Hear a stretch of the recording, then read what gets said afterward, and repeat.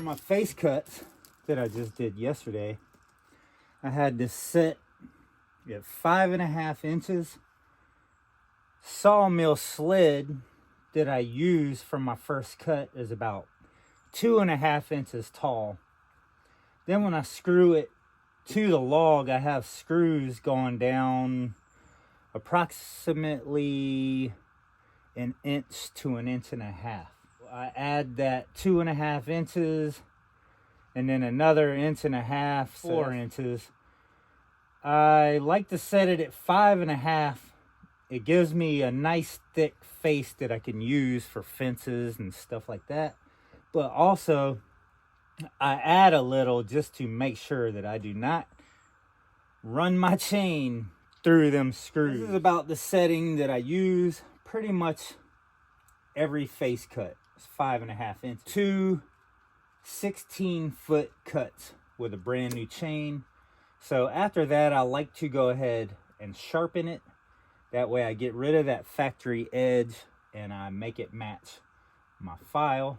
Once I pull this saw out, sharpen the chain, I have to adjust this down to my 2 inch because I want my floor joist to be 2 inches thick.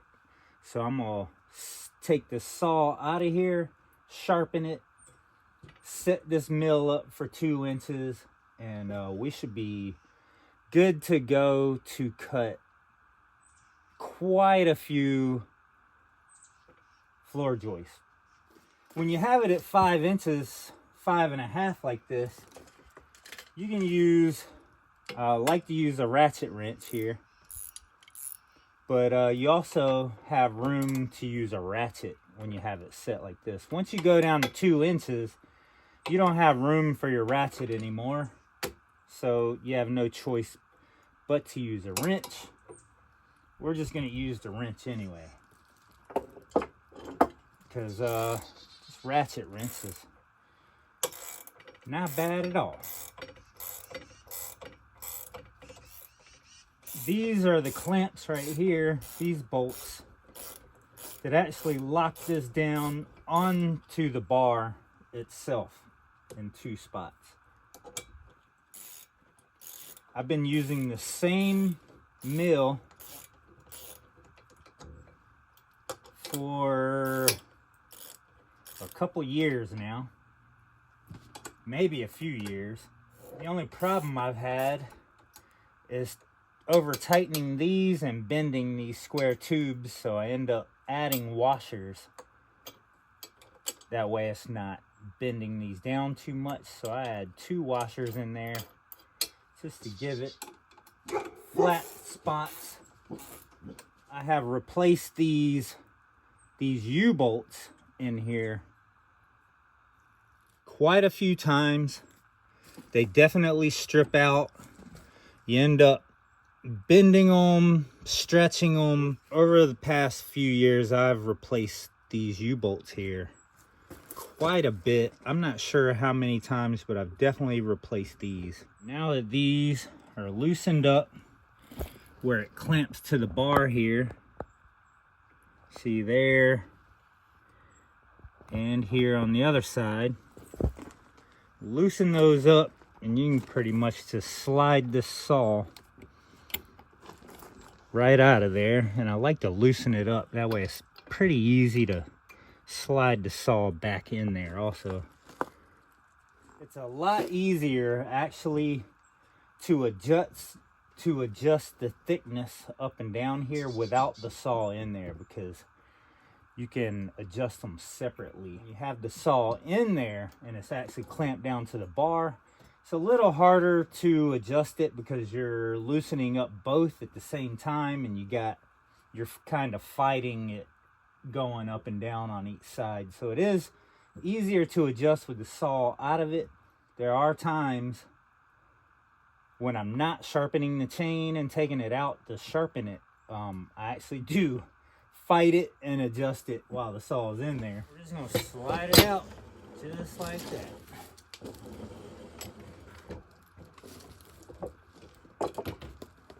Now that the saw is out, that makes life a little easier. Flip it up on the side so So now you don't have that bar in there, so you can just adjust them by themselves. One thing about this that's really tough is trying to actually see these numbers in here. I don't know why I've never just taken a marker and marked, you know, like what I use most often. The 5.5, I use that most often, and 2. I use that a lot, so I should really just take a Sharpie or something and mark those notches, because they're real hard to see without light and glasses. My eyes are getting a little old. But yeah, I could do that. And then a lot of the time I use a 1/2 inch and 1 inch, sometimes even 1 1/4 inch, just depending on what I'm milling. These, I always use a ratchet. They're pretty easy to get to anytime. So I'm gonna loosen this up, see how that's kind of sticking out. And a little bow. Probably gonna have to replace these again real soon, possibly even after we cut these, because that one is actually a little hard to untighten, like I'm messing up the threads a little bit. So anyway, we're gonna go to 2. 2 inches is right there, number 2. So if you put it under here, that's gonna be a lot more than 2. You actually use the top up here to where you set it. So that's 3. There's 2 right there.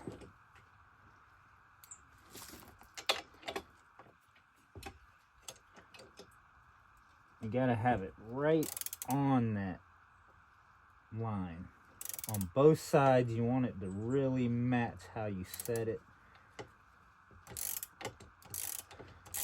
Tighten that down. Move to that one.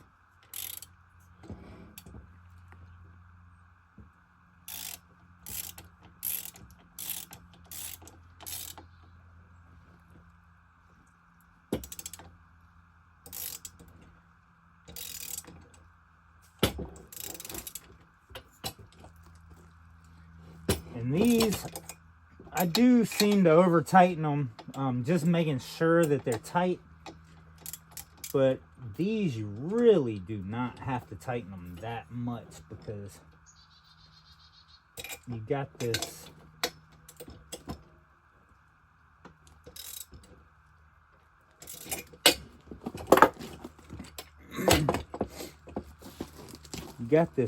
V right here that really snugs this in there. So we're right at 2. We got that line just right over the top there. So now we're gonna do the other side. But you have this V here.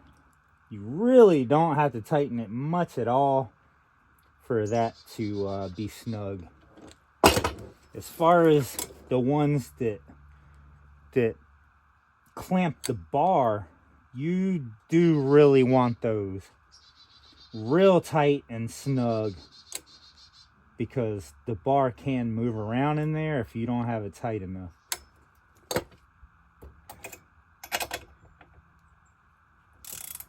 Yeah, I think I'm definitely gonna go ahead and replace these. I hope I actually don't break this thing,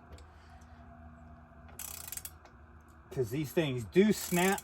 After a while, you keep tightening and untightening these things, you definitely do snap them. These bolts will snap right off, and that doesn't feel good at all. So definitely needs to be replaced. Let's spray it down a little bit with a little PB blaster, because they are not feeling too great. So I'm definitely replacing those real soon. I think the next adjustment, I think next time I adjust this, I'm putting new ones on there. Alright, that's a lot looser with that PB blaster on there. Oh yeah, that's a lot better. Alright, because you definitely get saw chips in there also. See, even though I loosened it, it's still, it's not loose. These things hold without much torque at all. 3, 2.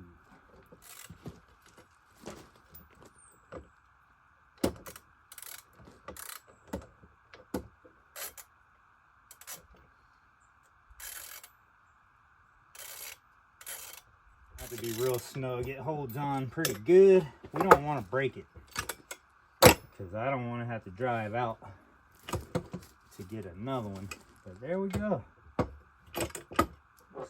snug it a little more.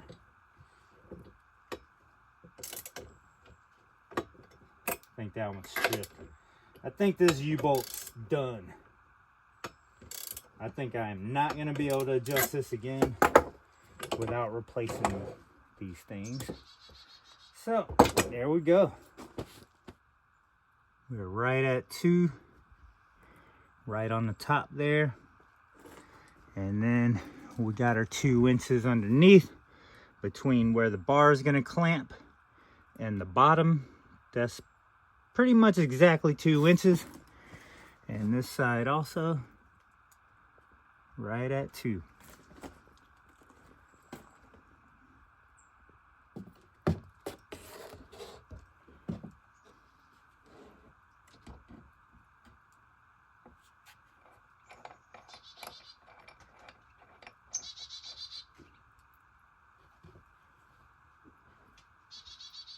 This thing is 105 drives.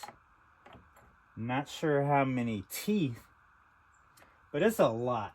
It is a lot of sharpening. It takes quite a bit of time. So you're definitely better in a clamp to hold it. A lot of time when I use this a lot, I'll actually take this part off the chainsaw, blow the chainsaw out, the filter, everything. We only did 2 cuts.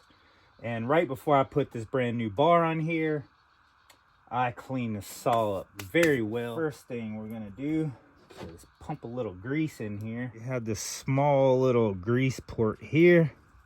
We just take our grease pump and we pump it a few times in that little hole there until you see it come out in between the bar and the chain. Once it comes out a little bit, you know it's full. So we're gonna take this thing and pump it. Go ahead and do that. So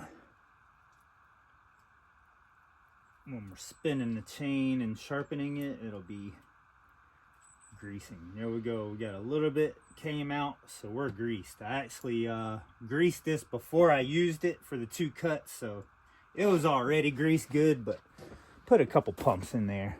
So here's the Husky 55. I really need to sharpen this too.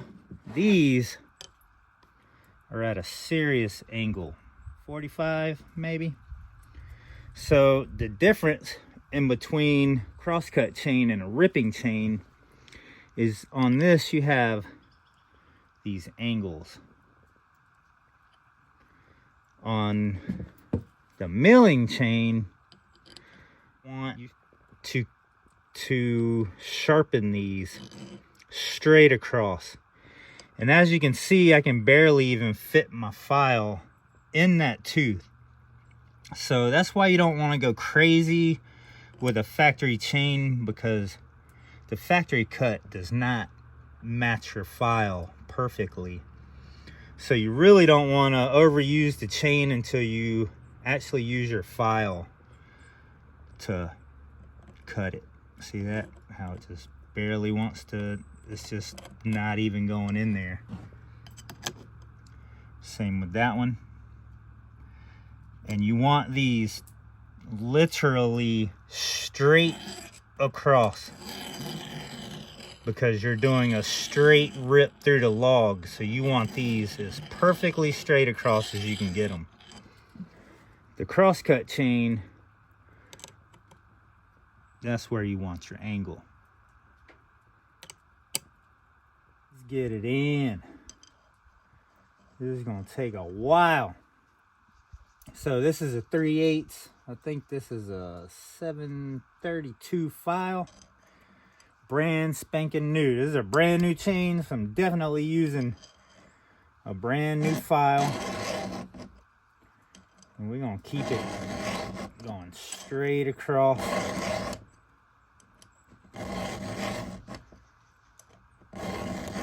As much as possible.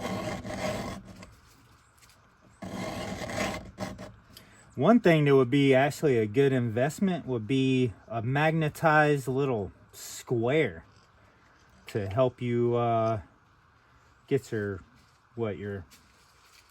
90, your straight across there. That'd be a good guide. I've done this so much that I've actually just gotten pretty dang well good at sharpening these. I have mangled these things, and I've had them so off before. Learning over the years, and I've actually sharpened them to where they got so bad that the chain was actually pulling up or down and messing up my cuts. So through trial and error, I have gotten pretty good at keeping it straight.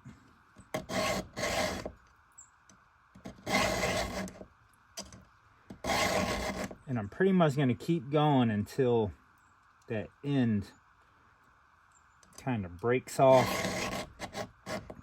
One thing I've learned is you definitely do not want to push down while you're sharpening. You kind of want to pull up just a tad bit. You want to have pressure up and back. Definitely not down. You will ruin it if you're pushing down. They do have file guides to stop you from doing that, but this is how I enjoy sharpening these. Just freehanding it. There we go. That's about to break off there. So there we are here. Now we just, that tip right there, just break off. See that? Now it's gone. So that tip broke off. It's laying right there. See that edge that fell off there? So now that is very sharp. I'm gonna take my marker. I like to mark 2 of them. So we're gonna mark this dude just to show where we started. Now we know where we started at. Brand new fresh edge there. And matches the file perfectly now. There's no gap in there at all. That's a perfect little edge. So this angle here is the other way. I could switch it back and forth. I like to just do the same angle that I started with there. I'm gonna skip this one, go to this one, and as you can see, there's a nice size gap in there. So we're gonna take care of that.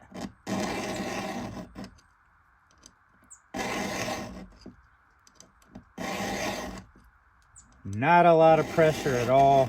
I mean, we're just running a file through there, letting the file do the work. I'm just kind of keeping a little bit of pressure towards the back and up, but not much at all. I mean, I'm not really putting pressure on it. I'm just letting this file just cut. It's already matching up. See that? I'm already getting in there.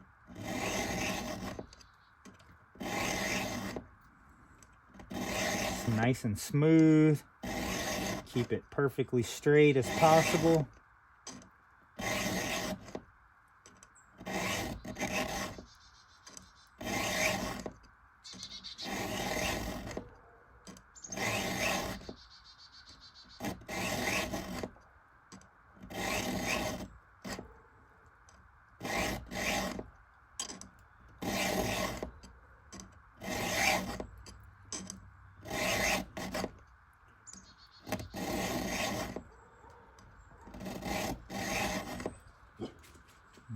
go.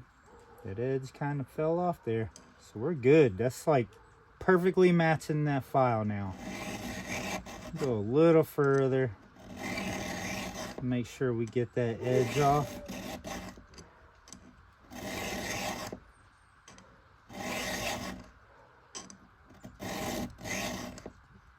There we go.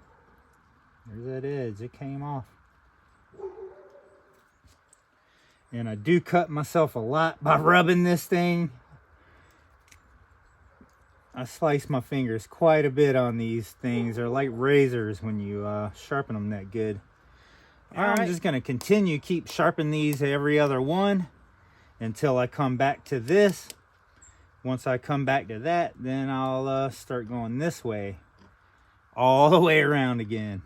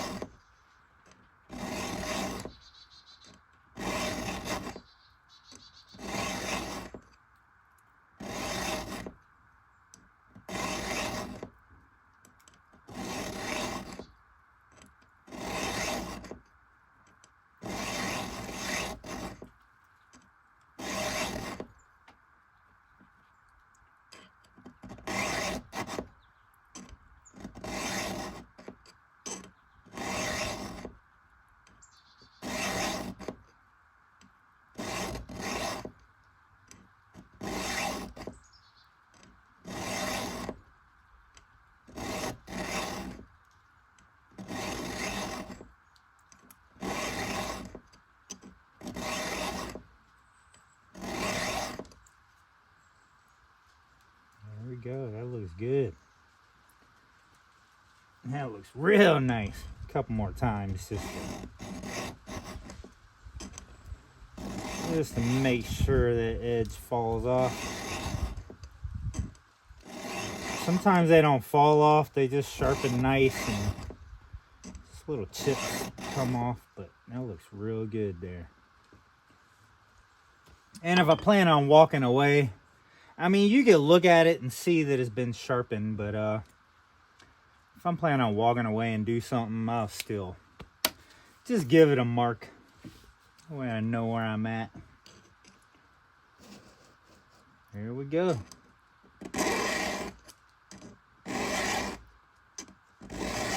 But yeah, I was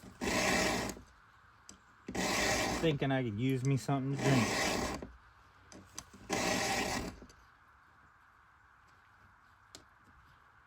That looks very nice. It is fitting that file perfect.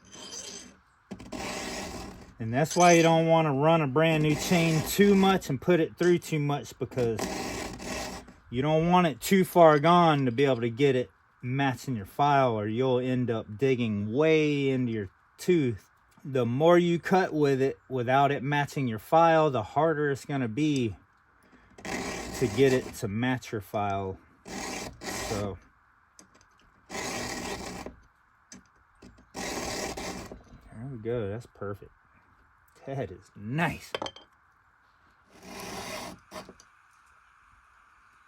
All right, here we go. We made it around. We got our blue marks here. So we got this last tooth going this way.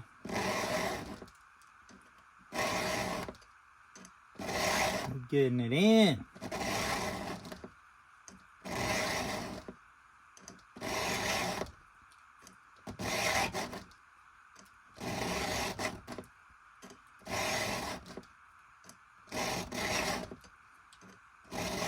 We about to have us a very sharp team.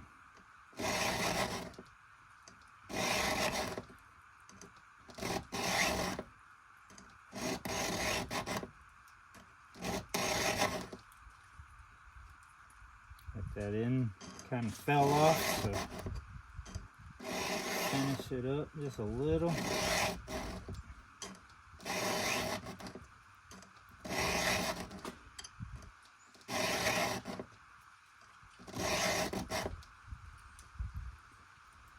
good. That looks real good. Alright, now we're going to switch our file over. Start going this way. We're going to start right in the middle of these two marks. We know where we're starting. And we're going to go all the way around until this last one right before that. So now we're going to start going this way. Exactly as straight across as possible. Just the opposite. Opposite direction.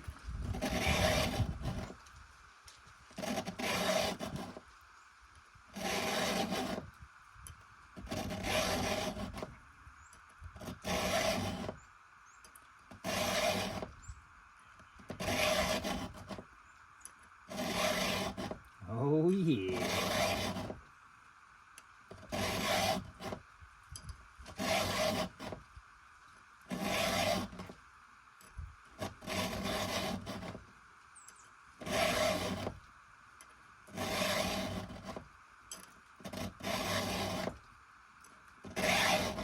Nice and smooth. Oh yeah, that looks good. That looks real good. A couple more times. Get that edge off.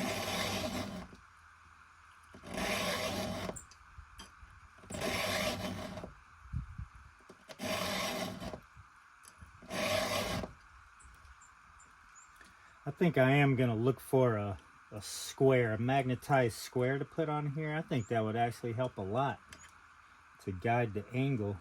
But that is nice. And to this one.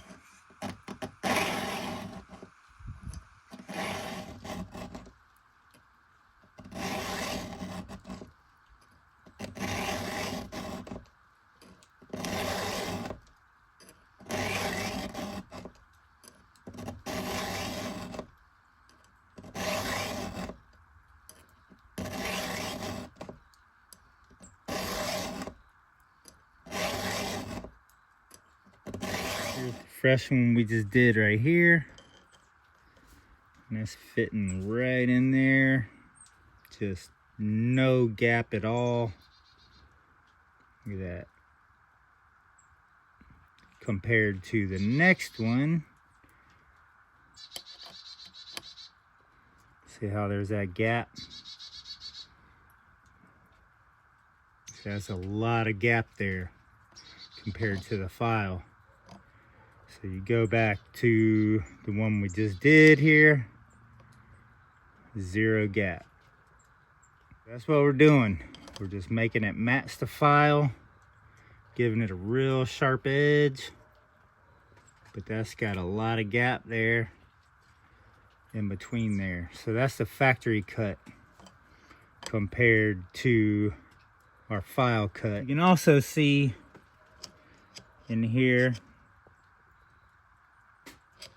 that angle there, and here's the blade. That's what cuts, is inside here. That's the area right there that cuts. It's not the top that cuts.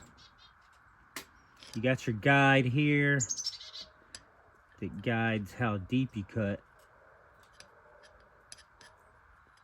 but that's the actual blade right here that cuts like a razor. So you see the one we just did here, very nice and clean.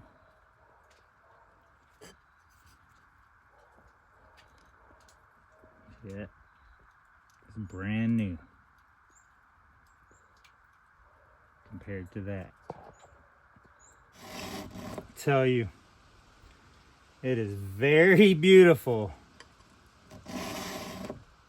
when you see your blue marks come back and you're one tooth away from a full deck of sharp teeth with a 32-inch bar and chain of 105 drives, and it's like better than brand new. because that's what this is. This thing is so sharp and nice. It's literally better than it was brand new. And it took me years to get that way to where I can confidently say that it's better than brand new, but I can assure you that this is sharper than brand new. That is amazing. Got a little bit of leakage going on here, but I've had worse wounds doing this, I can tell you that. I've had my fingers bruised, and it takes some getting used to. But this is a finished chain. We're gonna throw this thing back in the Alaskan sawmill now. This is lovely. This is very lovely, and they all look so pretty and shiny. All that shininess. Oh yeah, beautiful.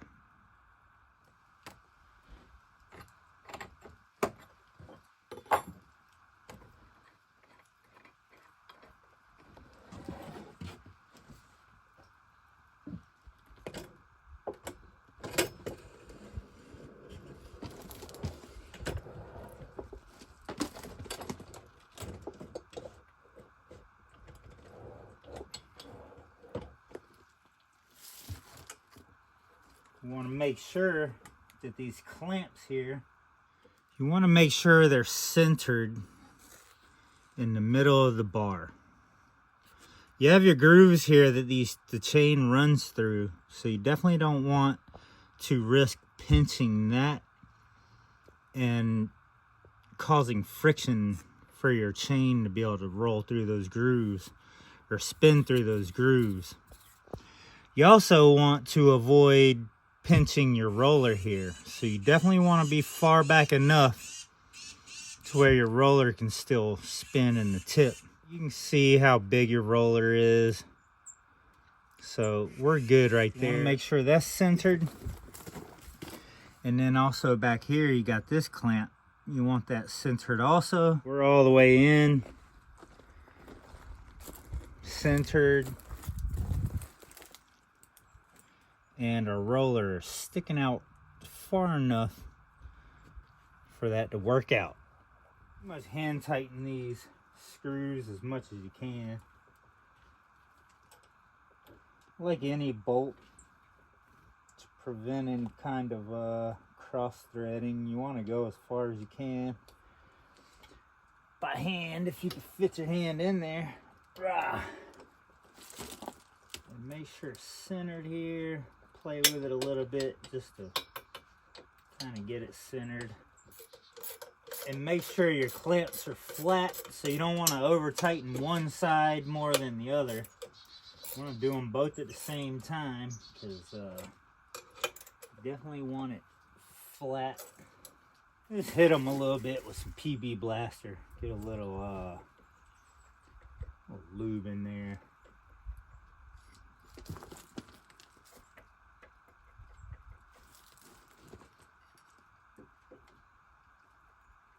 Just a tad bit, enough to soak down in there.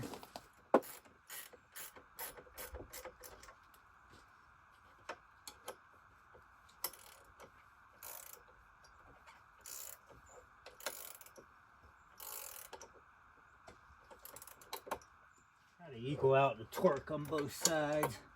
If one's looser than the other, you definitely want to go with that one. You want them both snug at the same time as much as possible. And you definitely want these snug. Quite important to have very snug so this bar can't slip. Because you do put a little pressure on it when you're milling. And you definitely want to be careful.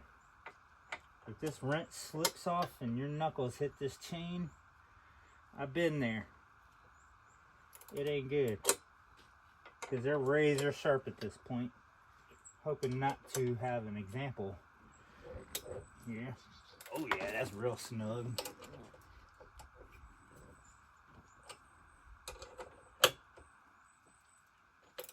That one's a little looser. Snug that one more than the other. Oh yeah.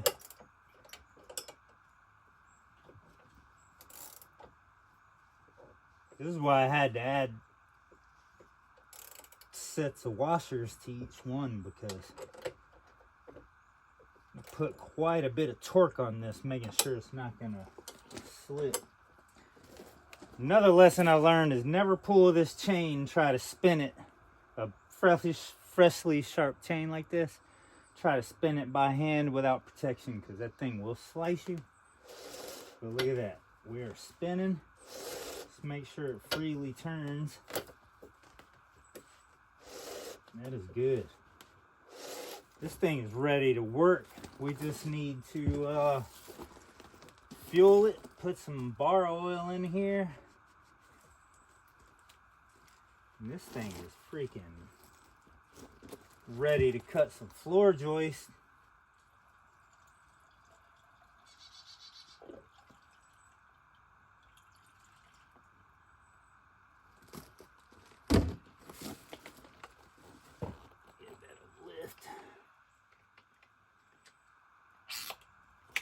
Got a little bit of room in here to oil it. I love this little oil container I use. It makes life a whole lot easier having a little bit smaller one than a gallon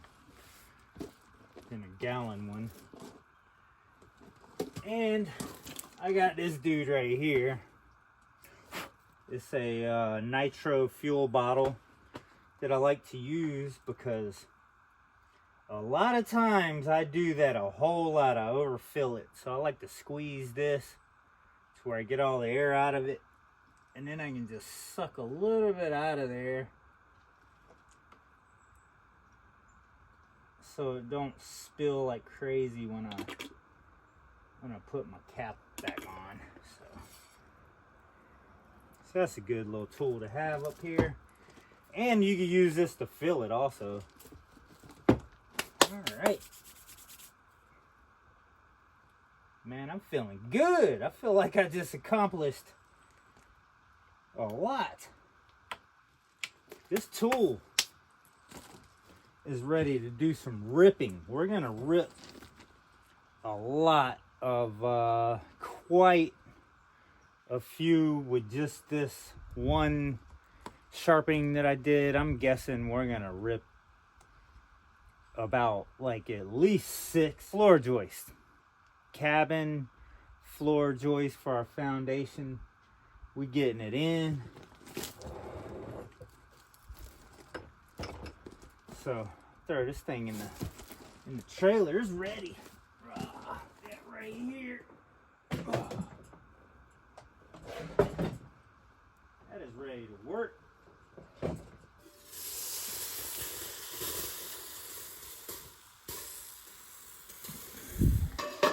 How's our potato doing? I've had this on here for a while.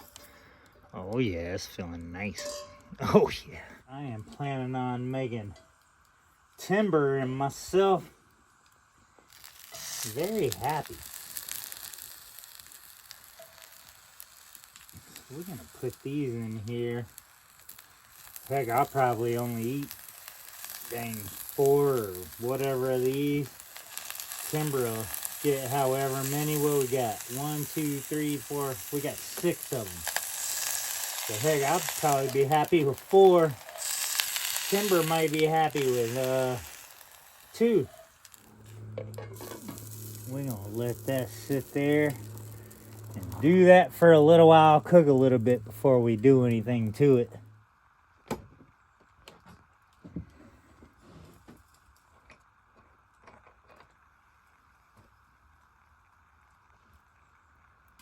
Sharpen up this Husky 55, a cross-cutting chain with the angle, so I figure we'll sharpen this thing up too. One thing I don't know if I really mentioned is on any chain, whether it's a ripping chain or a cross-cutting chain, I was talking about the angle of sharpening. Like this one's more of a 45. the ripping chain is very straight, but you also want your file straight across level also. I know sharpening chains is a very opinionated conversation. I get it. Everybody has their own way. I've heard some people say that they angle the file, and from my experience and my best results, I've always kept the file perfectly level as possible. And then a cross-cutting chain, you usually have this line that you follow here, which is like a 45. So you're going to keep your file, at least on the cross-cutting chains, most of them, not all of them, but most of them, it actually has a factory line on it that helps you follow that angle. Aim your file with that. Keep your file as level as possible.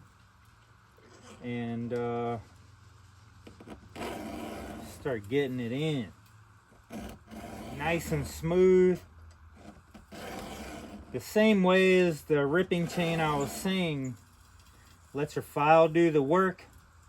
You don't really want to put pressure up and back, but you do want to hold your file up and back, because you just want to keep in mind that you do not want to push down.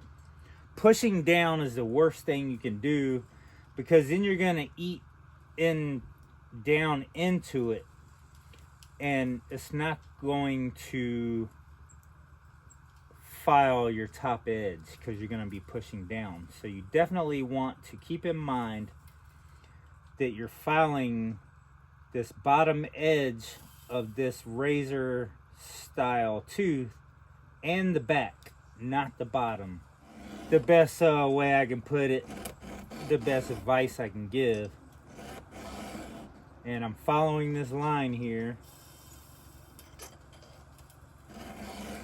Steady, real smooth, and just sharpening the top and the back. I have sharpened this one time so far. This is also a brand new chain. I've sharpened one time, used it quite a bit, cut down the last tree and cut up other stuff. And there we go. That looks perfect. Dang right. I'm hungry. Ready for this chicken to cook.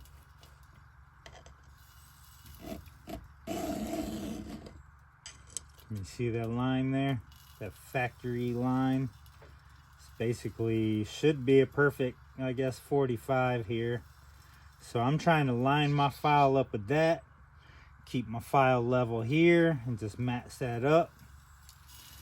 Just not really pressure, but I'm trying to keep my file up on the bottom of this top edge here, and kind of towards the back. Just creating that that cutting edge there. And really just nice and smooth. You don't need a whole lot of pressure. Keeping that file, just filing a little bit away every time you stroke it. You're just filing imperfections away. And like new also. See, that's it. That's all that needs. So now we're just gonna keep on keeping on. Dang near perfect with that factory groove there. So we're I mean basically perfect with that.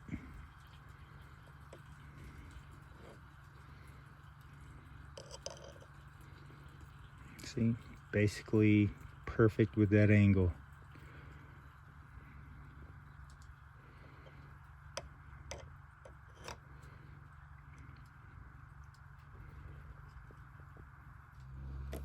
See, that one's off a little bit. Kind of not perfect with that. So I'm gonna fix it, and I'm gonna cut that edge off right there, that corner.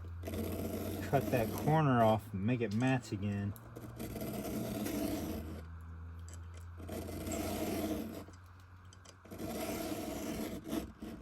There we go. Very nice.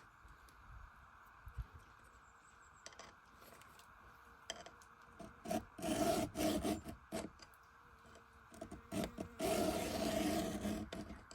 I can see that edge coming off. About to break off there.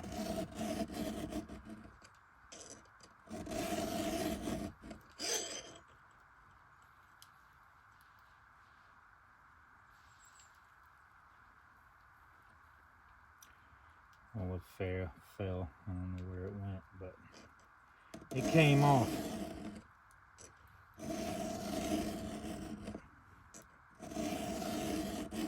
That is now a very sharp edge there.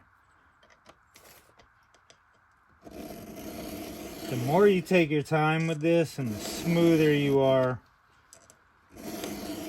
the way better results you're going to have. But yeah, see, it's just falling off. This piece is falling off, but that is very nice. There's a very nice edge right there. A female could do this very easy. I mean, you're just sliding a file through here. There's really nothing manly about this. This is just really just patience and accuracy. Just holding your file straight and trying not to be dumb and cut yourself. But the smoother you are, the better your results are going to be. This is not something you want to do when you're rushing and lacking patience. This is something you want to do when you have patience and you're calm, if you want great results. But look at that. Another thing I do to savor my file and use the whole file equally is I like to spin it a little bit, just a tiny bit. You're probably not even noticing me spin the file because I'm just slightly just doing it. Like, I mean, probably I couldn't even tell you. Like, I'm just barely turning this file every time to where you can't even really see that I'm spinning it. Just enough to get a little bit of a different part every time I just spin it, just a little bit.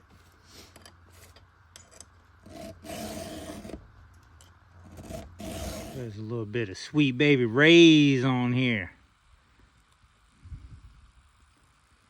I should probably have put this in a bowl and covered them, but hey, we're winging it. Oh, that smells good. And I can promise you some pineapple on there with that Sweet Baby Ray's. Ooh, that's hot. Ain't gonna harm nothing, that's for sure.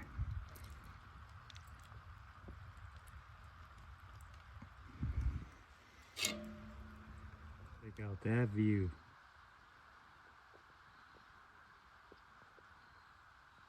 All right, once again, found our blue marks. We made it around.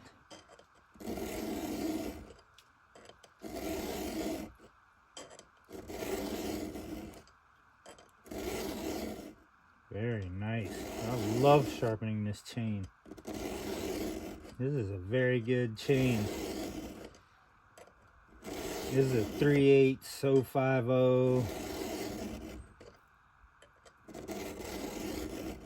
I think it's 72 drive Oregon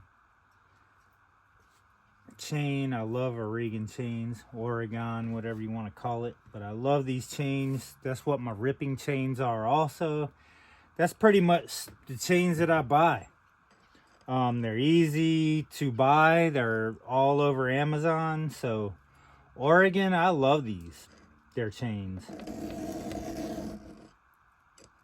So now we're going the other direction, starting right in the middle of our blue marks here. Our starting point. Now we gotta go all the way around this thing again. And tomorrow we're gonna start out with a couple very sharp chains. Look at that, sharp saws. Oh, see that fly off? Beautiful. Whew, one more. We have a freshly sharpened crosscut chain that is gonna just tear some stuff up. I love this saw. It definitely cuts great. And when you get this chain sharp, man, it is just a very nice little saw with some real good torque. I have to say, it's been a great saw.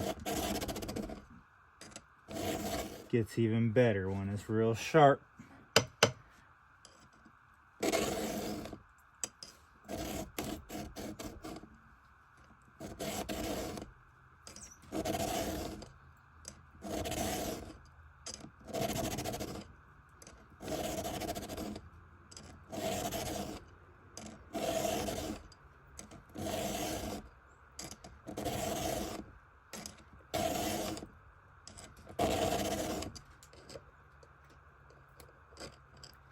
Here we go. Still got a bit of a curve to it there. See if we can get that straight.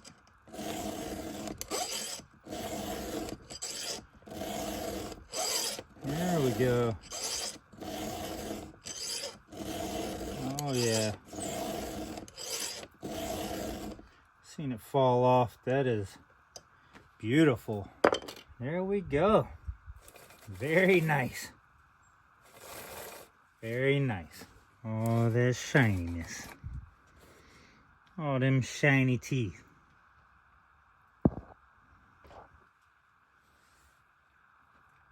Looking super clean.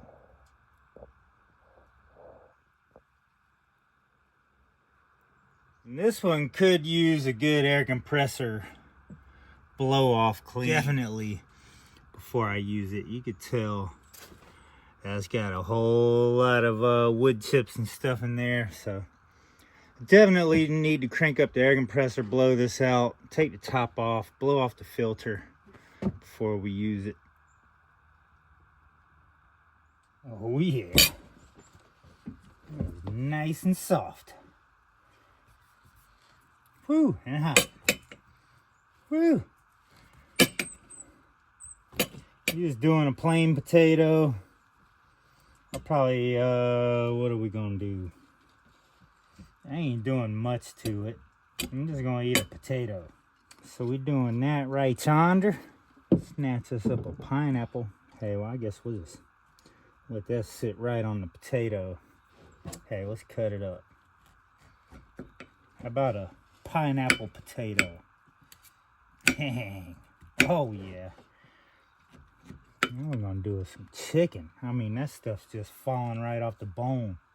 Look at that. It's just falling right off. Look at that. So we're gonna do a few of those. Probably just mostly eat it like this with a fork. We're gonna save Timber a couple for sure. He's definitely getting it in.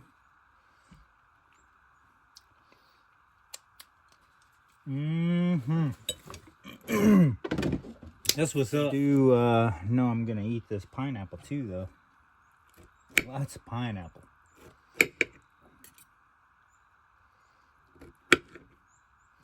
could eat a pineapple for days. That's what's up. That is dinner, y'all. We got 2 very nice sharp chainsaws for work tomorrow. Got us a great dinner. Now we're gonna chill, and I'm gonna let this sit for a while and kind of cool off. And that's definitely for timber. What's up? Dang right.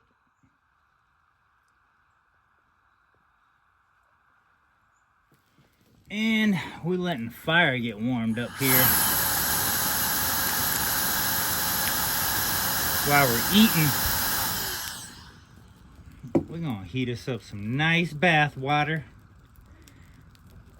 Get that warmed up real nice, and we're gonna stand here and enjoy us a shower in a little bit.